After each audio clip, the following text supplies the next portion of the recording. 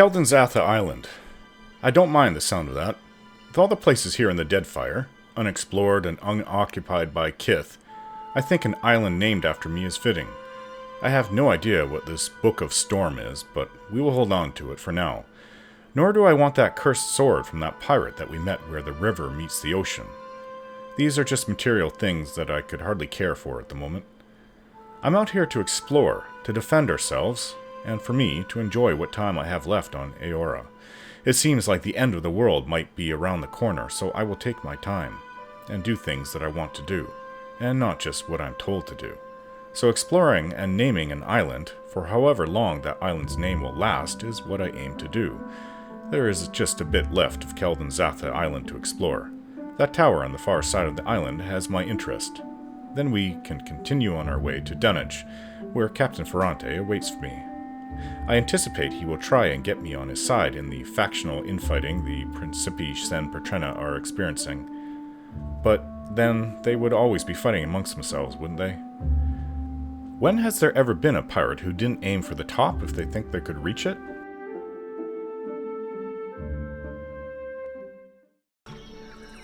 Okay, let's go into this blighted bog.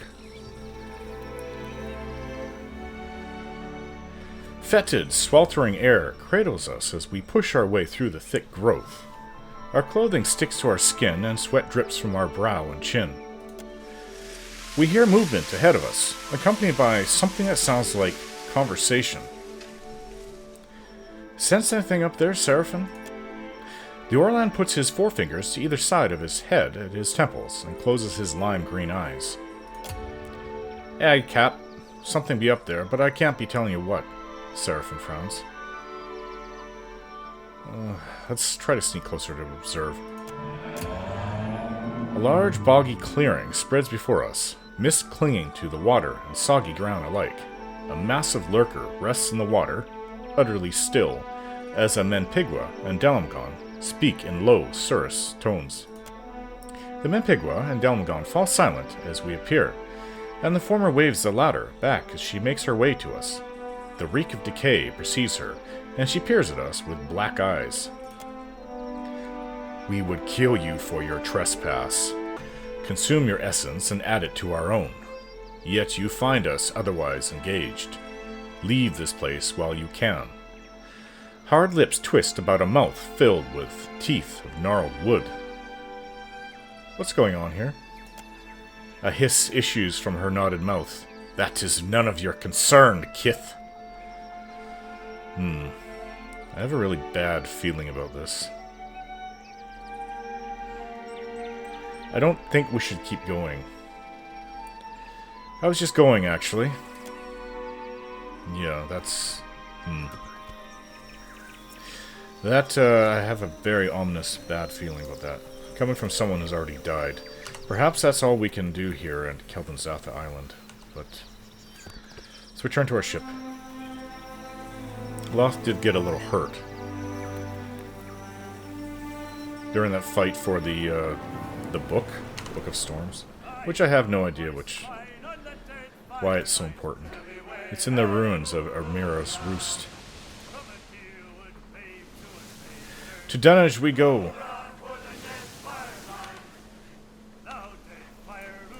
Hopefully there won't be a storm.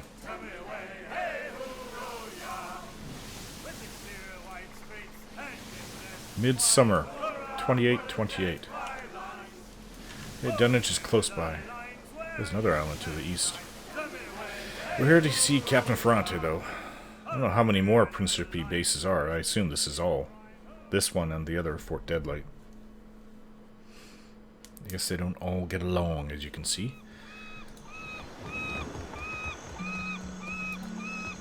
Hopefully... Did you catch the new play by the peg leg performers yet? It's awful. The Green Menace? That I did. Made me want to poke out my eyes. Were you talking to about me? Damn me for a buttered slice of hard sack. It's you, ain't it? The pale elf squints at me and puffs on her pipe. Acrid smoke from the bowl wreaths her face. Do I know you? Course not. But I know you like I know the curve of my 11th toe. 11th toe. She winks and shuffles closer. The Watcher, captain of a mighty ship, god chaser and fiend slayer. Must be expensive sustaining a reputation like that, eh? She rubs her fingers together. I think she wants to join the crew. I'll keep it quick, see? If your little dinghy has got some chase in it, I've got a list of captains with a black mark to their name whose ships need a quick scuttling. And I'm in the market for a scuttler. Oh, you hand out bounties. Is that what you're doing? Okay.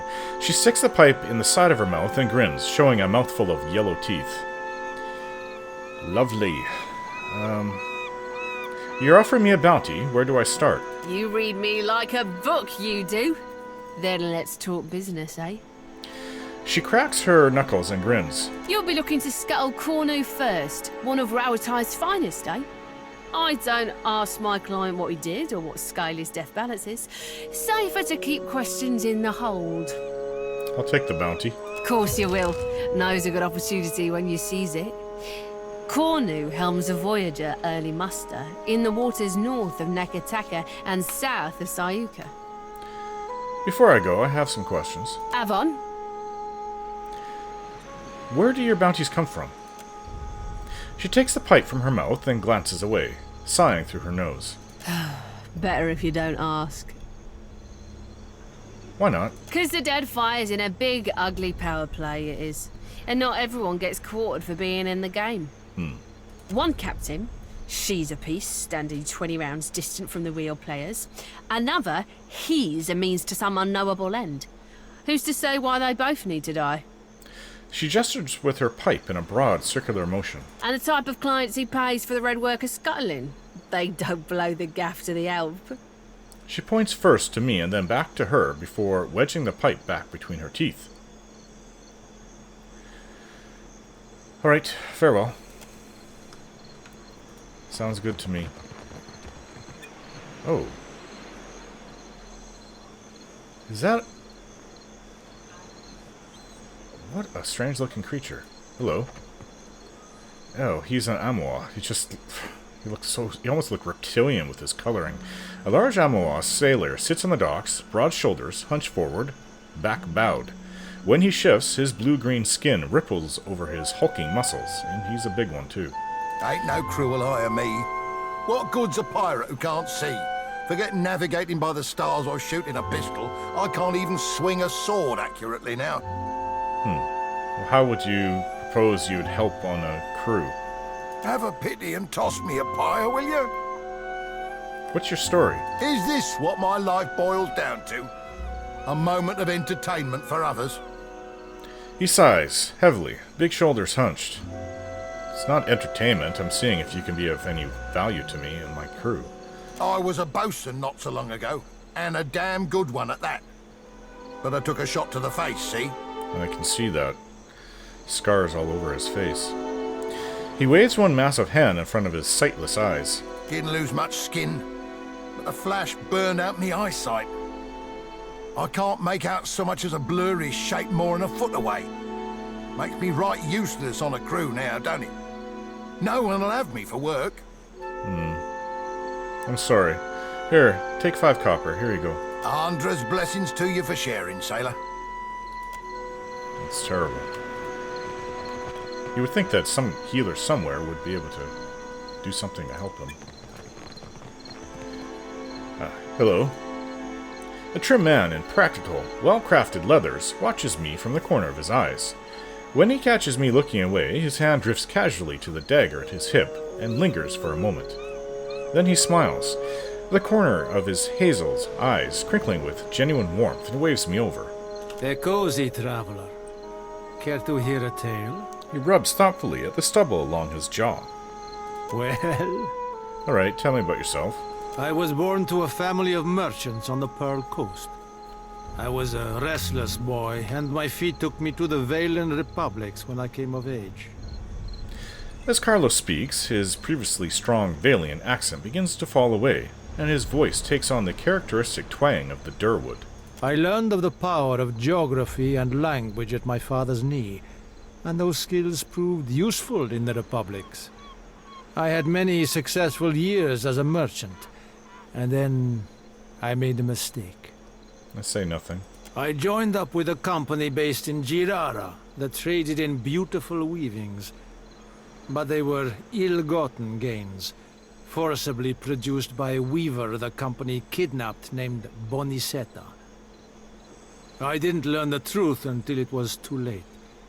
And when our crime was uncovered, I was exiled from the Republics. That's a shame. Indeed. But I should have asked better questions of my employers. And now I'm here, kicking my heels in the Deadfire, where no one knows my name and with few prospects before me. I would like to make amends to Bonicetta personally, but it seems a distant possibility. Ah, well, I learned my lesson. I won't be played for a fool again. Why do you speak like a Valian? It is good to blend in. All the better to observe the business of those around you, yes? He winks. Alright, can you teach me what you learned in the Valian Republics? Ark, you listened to my tale. I suppose I can do that for you for, 3,000 copper? Seems to be the standard for being taught something. Alright. So, here you are. He teaches me sleight of hand and diplomacy. Well done. He smiles. He shows me a trick for lifting a man's coin purse from his belt. Between demonstrations, he also gives me tips for negotiating with even the most hard-headed of merchants. I thank him and turn away. Just as I'm about to leave, he tosses a coin purse to me with a laugh. You nearly forgot something. Yeah. That's what you're teaching me. The coin purse he tossed me is my own. Yeah, his training, sleight of hand, and diplomacy. And who are you? I find a woman of early middle years, dressed fine, if dirty, armor adorned with bright purple piping. A pair of long scars bisect her brow and jaw. Though she stands at ease, a nervous energy thrums through her. Fair day, traveler. She grins broadly, a joyful twinkle lighting her eyes. Anything I can do for you, just say the word. Your voice, your accent gives you away where you came from. Tell me about yourself. Lady adventurer at your humble service. I was born in a deer and raised in the field, and there's nary a crevice of this archipelago I haven't seen. So listen to her. I split my time between a deer and the living lands, though I've spent much time in the Deadfire of late. And my goodness, if you think the Deadfire's wild, I must say, it's no more thrilling than a Lady of Luxury's afternoon luncheon, in comparison to the glorious madness of the living lands. Being a cipher's come in quite handy, I'll tell you that. I know that personally very well. Do you often get into trouble then? Oh, dear me, yes. Can't seem to avoid it. Not a lick of it's my fault, of course. It's the university. Always sending me to the most dangerous corners of Aor, the skimps. If I didn't know better, I might say they were trying to kill me. There's not other way to rid themselves of a tenured professor, after all. She laughs. Get any good stories out of it at least? Oh, aye. Some you wouldn't right believe. Like the time I lost part of my ear here, see? She pulls back her hair and shows me her mangled ear. It looks like something's had a good chew on it. Lost an entire research team along with the ear. Rather a long day, that was. My colleagues have implied I might be cursed, but I can't say I much agree. It's just the nature of the work, you understand. I mean, goodness, if you want a lady to find you the rarest plants, you gotta send her to the most remote places. I see. Yeah, I suppose doing things like that could be very dangerous. On my last expedition, my colleague Inez got herself lost looking for what was essentially a big prickly weed. No medicinal use at all. I found her, though. Oh. Mostly intact, even. A blessing from the living lands, I call it, aye. But I do go on, don't I? She laughs gaily, a hand splayed across her chest. Could you teach me what you've learned in your time exploring the living lands? With pleasure. Teaching is my specialty, after all. I'm gonna pack your brain with so much knowledge, you're gonna have a headache for a week. All I need from you is 3,000 copper. Well, she says it's about stealth and metaphysics. I can definitely use the stealth and metaphysics. I mean, I do have a Loth.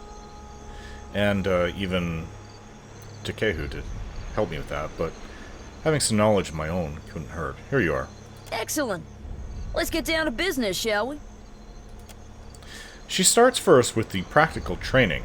How to move silently through bush, when and how best to hide. How to step so as to muffle the sounds of your feet. Satisfied, she moves on to a high-level explanation of various theories of knowledge.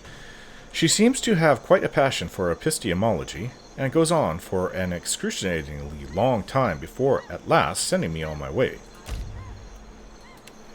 Oh yes, I think I've done with the learning today. That's... I'm gonna be here. Nighttime's coming on. I'll just take that fish that don't somebody... Oh, stray cat. I've got it. Nobody would seem to care about. Some Svef.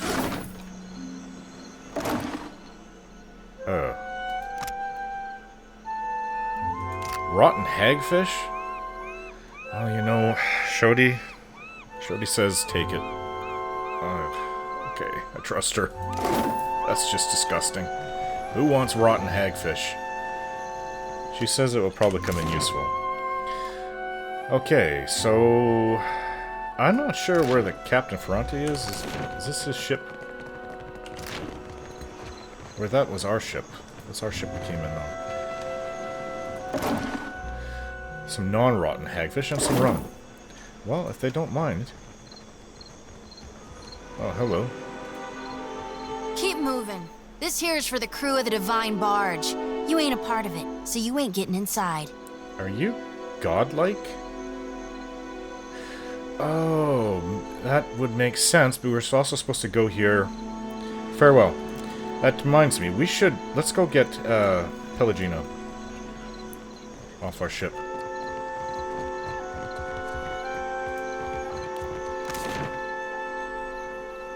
Huh. This island is much bigger than Fort Deadfire. Or... Deadlight. Fort Deadlight. Yeah. It was just a fort all on its own. This is actually a larger island you can travel around. So, let's go back to our ship and get Pelagina out with us.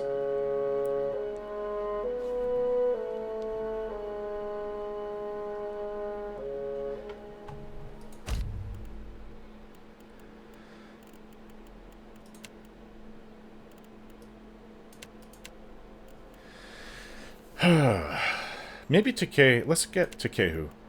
Takei is also godlike. I wonder if he'll have anything to say. And you know what? No, since we're in Fort the Dunnage, it's a Principi place, we'll keep Seraphine with us. And of course, I will always want to have Shoti with us. This sexy girl. Well, I see her as sexy. Others see her as a bit naive. It's actually hard to see her as sexy in that outfit, but I know what's underneath. For what do you stare at me, little man? Were I staring? I'll just be finding your mind a bit different, so. My thoughts are for myself, but I give of my heart freely. And here with me living the other way around. Keep moving. This here is for the crew of the Divine Barge. You ain't a part of it, so you ain't getting inside. I'm looking for a man named Giacolo. Have you tried the wild mare in Nekataka? I'm sure they have a boy or two who would let you call him Giacolo for a couple hours. Ah, funny. Especially with wood coming out of your head as horns. Père Complanca, let us pass. I know you have Giacolo. I have known him since I was a girl in the Republics. So? Why should I care? He saved my life. He has saved the lives of many of our kind. Whatever you think he has done, you have the wrong idea about him. Seraphine snickers quietly. Shoti's eyes gleam with a dark amusement. Yeah, Pelagina's really coming alive. Eh. A grimace twists her face. She rubs the fur on her right ear, looks to the door, and then to me. She's telling the truth. Fine. I probably won't live to regret this. She turns to the door while sliding a key from a pouch in her waist. With a quick twist, the door is unlocked and opened. After you. She motions to the door.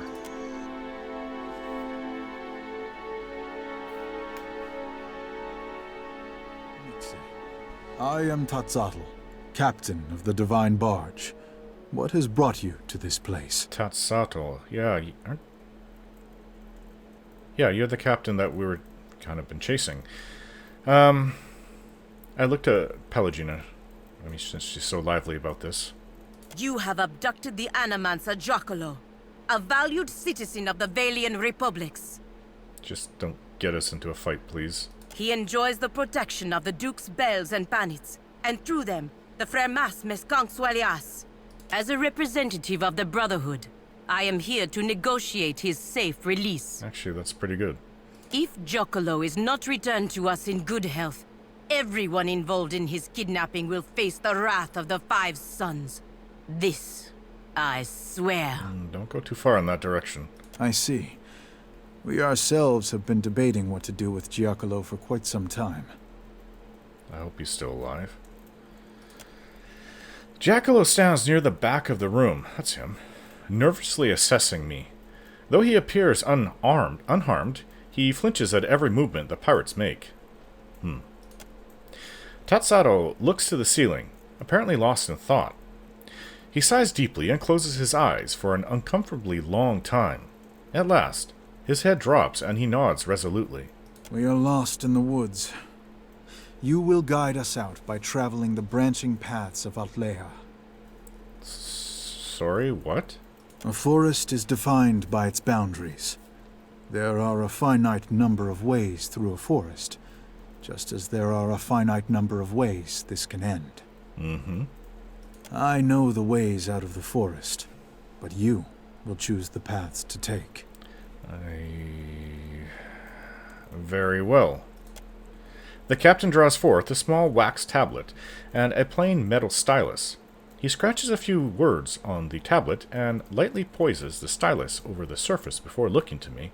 A woman is with a child, and she learns that if the child is born, it will suffer greatly and have a short life.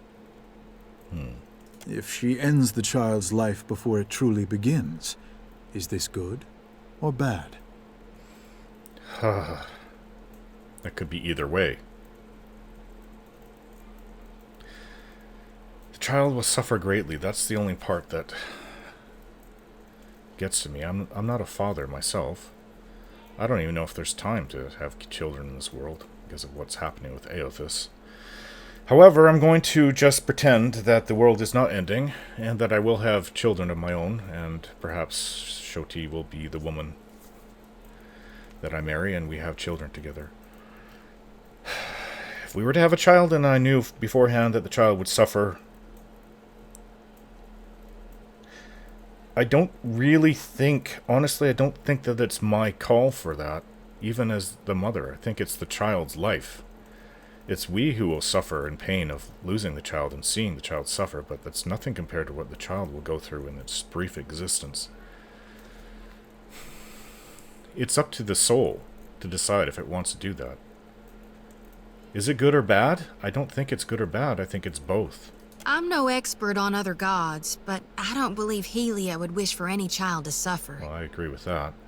Tekehu pinches his lower lip and smiles. Pelagina's feathers ruffles as she lets out a faint sigh. I think it's more complicated than that. It is.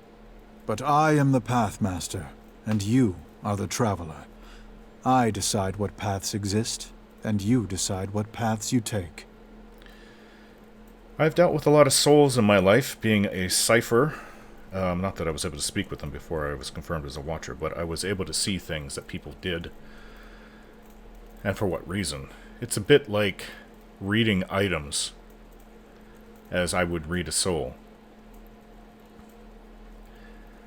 For crimes and things like that. I was an investigator, for the most part. That was after I was a mercenary. So, what about it? If I was to have a child that I knew I would love dearly, even though that child would not live long and would suffer, Again, I can only say that I would actually probably do it. It's up to that child, that soul that goes into that body, to tell me if they would want to exist in that state. But I would know that I would love that child for as long as that child's with me. And in the end, I don't think I would trade that experience for anything. I think it's good. His only response is to briskly make a small mark on his wax tablet. You discover a powerful new technology, but you are afraid some people may misuse it for ill purposes. Would you destroy the technology, regulate access to it, or make it available to everyone equally? These are either-or questions that are both good and bad. Certainly it should not be destroyed. It would only be a matter of time before someone else made the same discovery. She actually has a point that I didn't think of.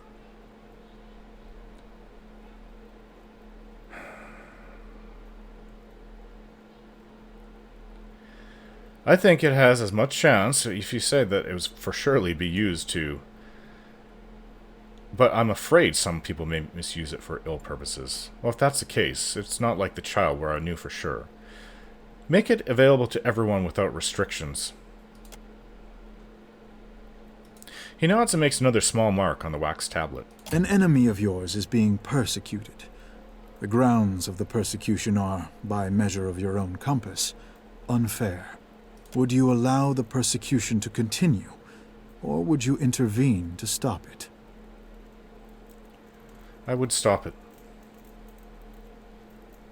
Just because they're an enemy of mine, it also really depends. What if they're like Theos and trying to stop all souls from going into the wheel? I would stop it. It's the principle of the thing. Then I would probably go and kill him. He looks down at the wax tablet and makes a third small mark. You learn that someone who does great good for many people is unintentionally going to do great harm to many people. The harm may not be great, or it may be so great that it dwarfs the good they have done. You have an opportunity to prevent this by killing them. Do you do so? I don't think I can be a judge of something that hasn't happened yet. I think that's why we wait for people to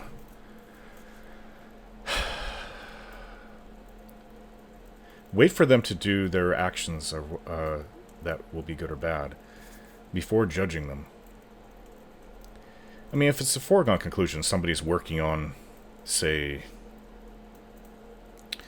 a ways to relieve somebody, a whole island, say, of the plague, but it also hurts them, makes them suffer for the rest of their lives, I don't know. Or inadvertently, while healing the island, the plague escapes and infects the whole world, and I don't have enough medicine to help everyone. I don't know. That's just such a big, wide open question. Do I do so? No. There must be some other possibility. In a world that is not the one I have proposed, perhaps. But these are the branching paths. I would not kill them. Very well. He makes a fourth mark on the tablet, then takes it in both hands, counting the tallies. Your path has led to this conclusion. We will release Giacolo and his research. Are you saying that he's going to be like all these things that you propose? He's going to help godlike that will suffer? And he could harm the world with his research? What was the point of taking him to begin with? Giacolo has discovered a method by which one may detect a godlike fetus in a mother's womb. Interesting. Tatsato's words hang in the air. The captain waits for Pelagina's reaction, but she remains silent. She clenches her jaw and nods for Tatsato to continue. In the Deadfire Archipelago, parents consider a godlike child to be a blessing. From Bereth and Helia to Andra and Galawain, all are beloved, save those of Scan. Appearing mutilated at birth, Many godlike of Scan are killed with the tacit approval of the tribe. Those who aren't killed lead miserable lives. I see what you're saying.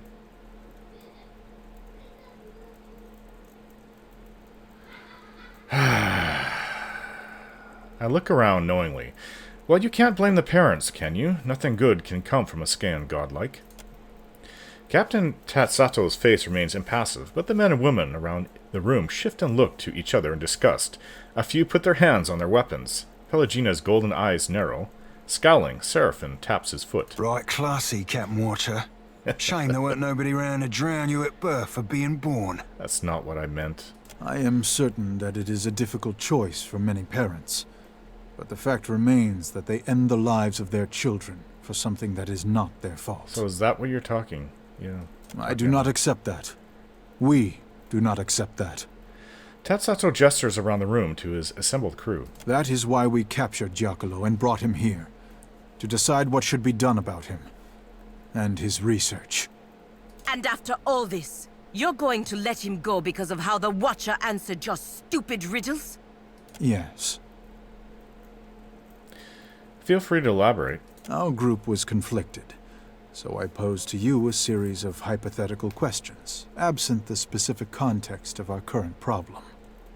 While you may have deduced some hint of the context during the questioning, it was a less biased method of reasoning than we were engaged in. Yes, I see. After all, for us, this is a matter of life and death. Say nothing. Mestre Giacolo and his research are free to go. Now, if you will excuse us, we must prepare for our next voyage. Pelagina looks to me and shrugs. As you wish. Farewell.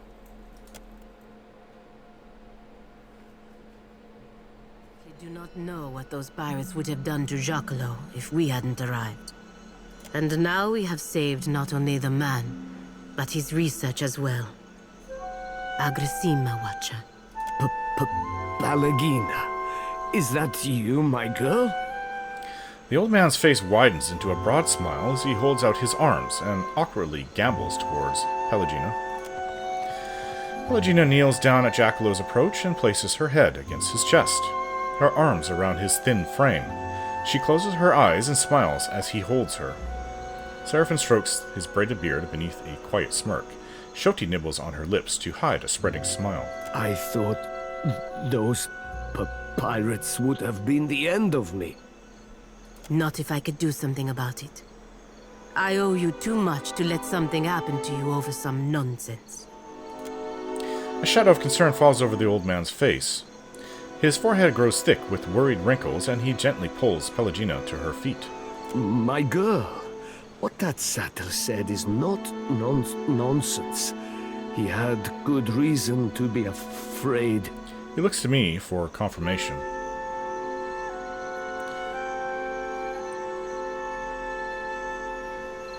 There is a danger, yes. Animasters just need to be responsible.